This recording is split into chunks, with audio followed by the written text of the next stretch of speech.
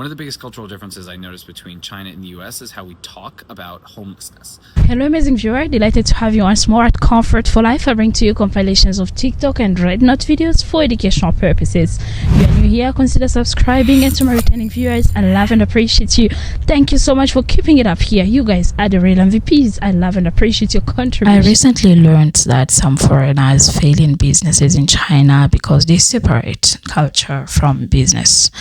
We are going to look into some cultural differences between Asia versus the West. I mean, narrowed down to China versus US, but you know, there are cultural differences that are general to these two parts of the world. So like the video for recommendation, let's dive in. So a couple days from returning to America from China, and a lot of different culture shocks going on. One is about restaurants. Restaurants in America are so different from restaurants in Asia. When you go in, they're all like, "Hi, how are you doing today? I'm gonna be taking care of you," and like start this whole conversation. And in Asia, they don't really do that. Waiters don't like start a conversation with you, and obviously they're not looking for a tip because tipping doesn't happen in China or Japan. The portion sizes are enormous in America. I ordered an appetizer of nachos, and it comes in a mound that's like this tall with giant thing of guac and other sauces and other things, and it's this huge thing. The prices of food in America compared to much of East Asia are absolutely insane. $19 for nachos or $16 for highball. Like, I try to explain this to people in China and they're like, "Oh, no, how could it be that expensive?" Like, it actually is. Like, going to restaurants here has been such a weird culture shock for all of those reasons. Let me know if you ever experienced this when you come back to America. Hi everyone, today I'm going to be talking about tipping culture in America. Tipping actually originated in Europe. So in the 17th century, rich Americans saw tipping culture in Europe and was like, you know what? I like that. I'm going to bring it back to America. But not only am I going to bring it back to America, I'm going to make it worse. Then around post-slavery, African Americans who were ex-slaves would work jobs that were on tipped wages. It was pretty much still legalized slavery. They didn't have a paid wage and would depend on tips, which kept a lot of African American workers in economic dependence. They depended on the people, their job, to tip them. And America actually did try to ban tipping around in the late 1800s to early 1900s. But then in 1938, the Fair Labor Standards Act, pretty much set the national minimum wage, but that excluded tipped workers. But then in 1966, they made it to where essentially they had to pay tipped workers, but below minimum wage to make up the difference. And today, the minimum wage for tipped workers is still $2.13, unchanged since 1991. And honestly, I don't know if you keep up with American economics and all that, but a lot has changed since 1991. Which leaves us to where we are today. Nowhere positive. Yep. Nowhere positive. So yeah, that's tipping in America for you. A lot of people will actually, almost every single person in my comment section in my last video was curious about tipping. Here in America, we tip around 15 to 20% because it's a collective that every American knows that waiters and waitresses make really bad money, and now you know why. But have a great day, stay safe. When you try to do business in China, you quickly realize something. Business and culture are never separate. They're always tied together. And if you don't get the culture part, your business is going to struggle, no matter how good your product is. In the West, a deal is a deal. You can close it over email. In China, it's about relationships. People want to know you first, trust you first, then they'll do business. We call this Guanxi. It means personal connections. Without it, you are just another outsider. Culture also shows up in the small details. For example, how you give your business card, how you show respect to senior people in the room, even how you sit on the dinner table. These traditions may seem minor, but in China, they can make or break trust. So in China, business isn't just about money. It's part of the community. Companies sponsor local events, support hometown ties, and build loyalty beyond its transactions. If you only think in terms of profit, you'll miss the deeper connection people expect. So here's the takeaway. In China, business and culture are two sides of the same coin. You can't separate them. Learn the culture, respect the traditions, and build real relationships. If you're going to do business in China, right, there's one Chinese sentence you must learn. I taught this to my dad, and he says it very funnily, right? So the sentence is 亲多多关照. It means please look after me, or please let's have a collaborative relationship. My father says it like 亲多多关照. For me, you like me, you love me, you look after me. It means they have to take care of you, basically. So learn this. You know what's crazy? In many Western countries, bargaining basically doesn't exist. If it's on sale, they'll tell you. If it's not, you could buy the whole shop and still get just one epic arrow. But here in China, bargaining is an Olympic sport. You can save money and look like you know your stuff. The locals will say, ooh, this Lao Wei really knows the ropes. So please keep in mind below tricks. 1. First move, the walk away trick. Pretend you're leaving, but secretly hope they'll run after you. Trust me, it works for most of the time. Second, the slow discount dance. Drop the price bit by bit, like peeling an onion, without tears. Third, subtle hints. Oh, if only my living room wasn't so empty, while eyeballing that sofa. Fourth, smart questioning. Why is this one pricier than the store next door? Watch them start defending themselves, and you'll get a chance. Then there's the number games. 99 feels smaller than 100, but 98, that's basically free.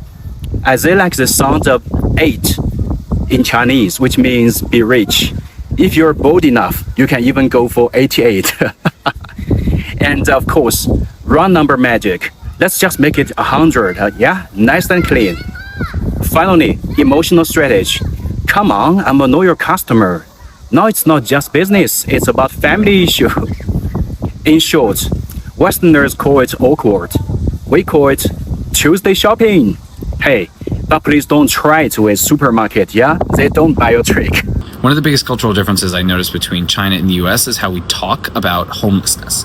I'm in Los Angeles and I just drove through Skid Row to get to the Arts District. This is what it looks like, and it's really genuinely sad. Other than addressing the specifics of why it is this way, in the US, the question is always about deservedness, whether these people deserve help, whether the tax money is going to people that deserve it, or whether people in your community deserve to be having your money spent on other people in different communities. China, that's not how they talk about it. China lifted 800 million people out of poverty in a matter of decades. The way they talk about it in China is, how can we help the most people the most efficiently? I personally have never heard somebody talk about homelessness in the question of whether they deserve it or not.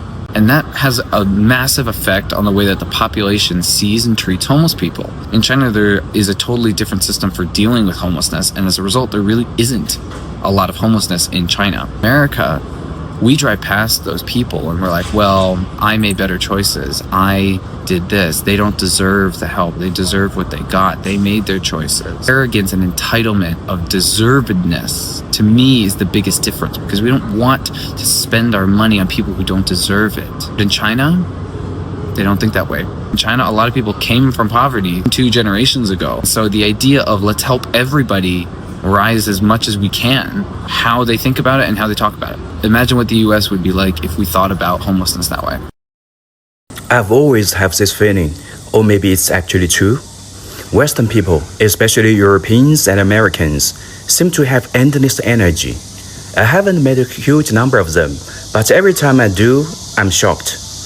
Back when I worked at a foreign company, I joined a group of Western colleagues for a trade show. We all woke up around 6 a.m. to start the day, setting up the booths, meeting clients, working non-stop. By 7 p.m., I thought everyone would be ready to collapse. But no, they switched straight into party mode. First, a big dinner, then a party, And just when I thought we could finally go home at midnight, no, they went for round 2. Straight to a bar, drinking, talking, laughing until 2 or 3 a.m. And here's the wildest part. The next morning, they were up early again, looking fresh and wide awake. No yawning, no complaining about being tired. Even the guys in their 40s and 50s kept up with the 20-year-olds. Meanwhile, I was already running on fumes after day 1. So here's my question. Is it coffee? Is it genetics? Is it lifestyle? Or are they just really good at handling their tiredness? Or are they simply trying to maintain an image in front of foreigners? I do think in that way by that time. If you've met Westerners with the same superhuman stamina, share a story, please. Because honestly, I'm still trying to figure this out. Are they just trying to make a good impression? I love how everybody always says that Asians have amazing skin. It's true. Some of it's genetics, but a lot of it's not. This is why. Look at all these umbrellas. Even the guys and the ladies holding umbrellas as they're walking around in the bright sun. Barely a single cloud in the sky. And you got so many umbrellas to protect them from the sun. There's a misperception that the beauty standards in Asia are effortless, and they're not. To me, 2 of the biggest reasons why people in Asia tend to have really beautiful skin is because they protect themselves from the sun and their food is not ultra processed. Just those 2 things. Just don't eat garbage and don't lie out in the sun and tan your body. Generally, you get really beautiful skin. Since moving to Asia, I've gotten so much more conscious about where I put my body and how I allow myself to be exposed to the sun, and obviously what I eat and what I actually put in my body to fuel it and to replenish it. I just think that those 2 factors go so far in giving people beautiful skin. And when you come to Japan, you come to China, you see so many people that have really beautiful, simple, clean skin. They don't eat garbage, carry around umbrellas. A lot of other components to this, and genetics is a part of it, culture is a part of it. A situation like this just makes it very clear how widespread the use of sun protection is. I was on the train, I saw people putting sunscreen on, and you see guys, girls, families, so many umbrellas. Even that old lady in a wheelchair protecting yourself from the sun. See ladies with the sleeves on their arms, that kind of thing. It's pretty remarkable. So next time you think those people from Asia have beautiful skin, there's reasons for it. It's not just, oh, they're born perfect. Why is it that in China, food brings families together, while in US, extended family often only reunites at funerals? In Chinese culture, food isn't just a nourishment, it's connection. Birthdays, holidays, even a random weekend, the whole family gets around a baked table, sharing dishes, passing bowls, laughing across generations. 10 people, 1 table, 1 pot of hot soup. That's not chaos, that's closeness. Meanwhile, in US, meals are more individual.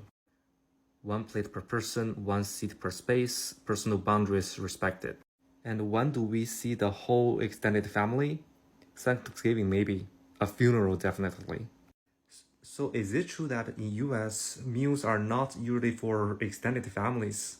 And when was the last time you sat at a table with your whole extended family just to eat? China versus the West. What's the difference in dating culture? Number 1. Who pays the meal?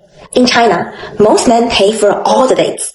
If a Chinese girl insists on splitting, that usually means she's not interested. We are enjoying the compilation to this extent. These are 2 different worlds with 2 different worldviews, and it's impressive to see how different yet similar we are as humans. So they always say that there's no best culture, and you cannot use your culture as a mirror to deem other cultures right or wrong, but you can always learn. What have you learned from these 2 cultural differences?